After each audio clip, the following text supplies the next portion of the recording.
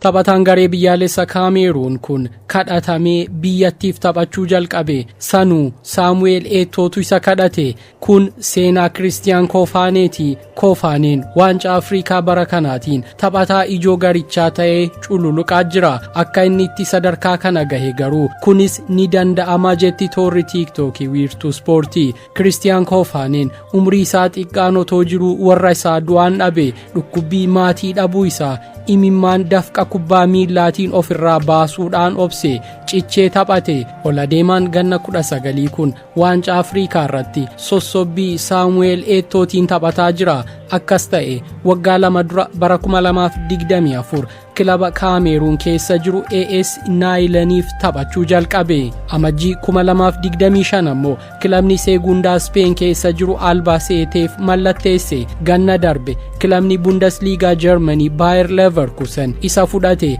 Guddinni isaa saffisaa kun kan isa hawwate taphataan duraanii fi Pireezidaantiin Federeeshinii Kubbaa Miilaa Kaameruun Saamu'eel Eetoo taphataa kana waliin haasa'e. Jalqaba garee biyyaalessa Kaameruuniif taphachuu mamaa kan ture dargaggeessi kun Eetoo waliin erga mari'ateen booda ammumaanuu dorgommichaan Kaameruuniif tapha 3 goolii 2 lakkoofsiseera.